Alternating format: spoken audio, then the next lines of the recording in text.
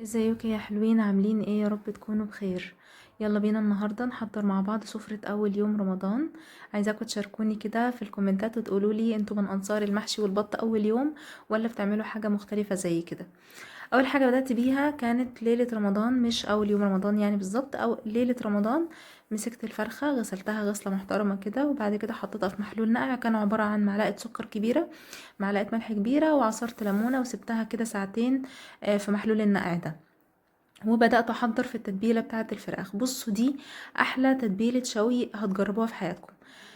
بصوا المكونات كانت عبارة عن ايه: بصلتين كبار مبشورين. انا كنت محتاجة مية بصل كتير عشان كده عملت بصلتين كبار.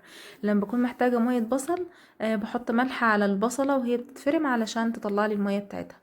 حطيت مية البصلتين، وحطيت معلقة من البصل المبشور، وباقي البصل شلته. تمام. بعد كده حطيت 3 معالق زبادي كبار، او يعني حطوا كوبايتين زبادي مثلا. وطماطمايه مبشوره، وعصرت ليمونه، ومعجون طماطم اللي هي صلصه الطماطم الجاهزه. بعد كده ابتديت احط التوابل كانت عباره عن فلفل اسود وبابريكا وكركم. وجبت من العطار بهارات اسمها بهارات الفراخ التكة او التكة، مش عارفة بصراحة يعني، بس هي البهارات دي كان طعمها لذيذ جدا. انا الاول يعني لو مش موجودة دي بحط بهارات شوي عادي جدا، بحسهم بيدوا نفس الطعم. وفي الاخر بدوق الملح لان البهارات دي بيكون فيها ملحها، فلو محتاجه ملح بحط ملح بسيط. بصوا بقى، بعد ما طلعت الفراخ من محلول النقع، عايزه ادخل التتبيله جواها، بس عايزه في نفس الوقت الجلد من بره يكون ماسك نفسه كده ما يتقطعش. فرغت كده بايدي ما بين الجلد واللحم، وبقيت ارفع الجلد واخرم في اللحم نفسه من جوه. تمام. قلبت التتبيله وحطيت لها سنه زيت، وبعد كده ابتديت بقى ايه، ادخل التتبيله من جوه تحت الجلد وفي الفتحات اللي انا عملتها. ومن فوق بصوا غلفت الفرخه كويس جدا بالتتبيله علشان اتاكد ان اللحم من جوه هيكون طعمه حلو، عشان هي الفرخه كانت ما شاء الله كبيره، ما كانتش صغيره. يعني فراخ الشوي عاده بتكون كيلو كيلو ونص، لكن دي كانت اكتر من كده يعني. المهم خلصتها تبلتها كويس قوي، ورحت غطيتها وبيتها بقى في التتبيله طول الليل في التلاجة. يعني ده كان من بالليل ليله رمضان. هحطها بقى تاني يوم يعني قرب المغرب كده. بصوا بقى، طريقة البلح دي يعني بموت فيها بجد. احنا بنجيب البلح الناشف، يعني بلح بيكون ناشف كده متنشف، وبكسره، بطلع منه النوى، وبطلع الراس اللي هي بتكون بتاعت البلح دي، وبنقعه طول النهار في المية، وبسيبه في التلاجة بحيث ان المية بتاعته تسقع ويطلع كل السكر اللي فيه في المية. وبعد كده بعصر عليه ليمون، ولو يعني مزودة المية شوية هحط ايه معلقة او معلقتين سكر. ده بقى الخضار اللي انا هحطه مع الفراخ. انا كنت هعمل الفراخ في الكيس الحراري، فهحط معاها الخضار ده. حطيت بطاطس وجزر وطماطم، والبصل المبشور اللي هو بتاع تتبيله الفراخ اللي انا عملته من قبلها بيوم. البصله دي انا كنت شلتها في الفريزر، في كيس في الفريزر، وطلعتها حطيتها على التتبيله، كانت زي الفل.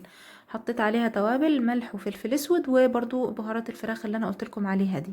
وعصرت ليمونه، وبعد كده دعكتهم كويس قوي بايدي علشان التتبيله توصل لكل الاجزاء بتاعه الخضار. بعد كده طلعت الفرخة.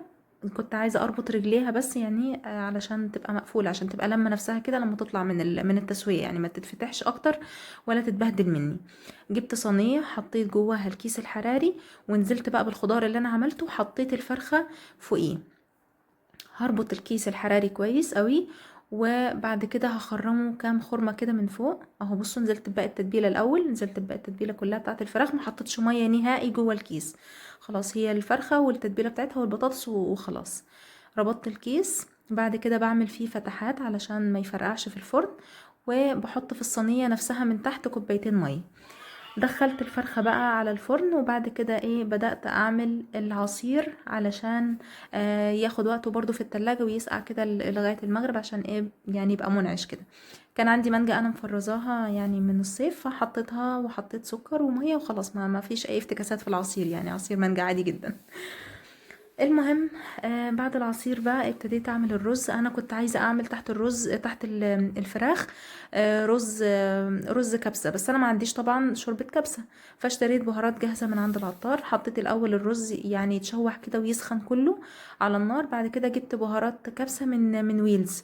بصراحة كانت تحفة. يعني انا بقالي فترة كنت بشتري بهارات كبسة كانت بتطلع وحشة جدا، بس البهارات دي يعني طلعت لذيذة وطعمها مظبوط. حطيت البهارات بتاعة الكبسة، وحطيت كمان نص مكعب مرقة، وحطيت شوربة فراخ كانت عندي. الرز طلع مظبوط كأني عاملاها في البيت، يعني كأني حاطة البهارات حاجة حاجة وعاملاه كده بالبصلة وكل حاجة، يعني طلع مظبوط بجد. حطيته بقى على النار هادية وسبته مع نفسه يعني يستوي. وعملت الملوخية. حطيت شوربة برضو ومرقة وتومة، وحطيت الملوخية برضو كنت مفرزاها وحطيتها على النار. عملت لي طبق سلطة محترم، وطلعت البلح عصرت عليه شوية ليمون زي ما قلت لكم، وبعد كده دخلته يسقع تاني في التلاجة لحد وقت التقديم. بصوا بقى الفراخ، انا كنت اتزنقت في الوقت قوي، فاضطريت انقلها من كيس الحراري، حطيتها في صينية علشان كان خلاص يعني الوقت زنق، وكانت هي محتاجة وقت، فانا يعني حبيت ان انا اكتمها خالص كده بورق فويل عشان تستوي.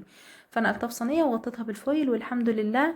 يعني هو زي ما لما طلعتها كده كانت استوت وخلاص، المفروض هتاخد وقتها بقى تحت الشواية، يعني دهنتها بالصوص اللي كان تحتها ده، وحطيتها تحت الشواية. نيجي بقى نعمل طشة الملوخية كده. الاكل ما شاء الله طلع لذيذ جدا، اي نعم اتزنقت في الوقت حبتين، بس الاكل كان جميل.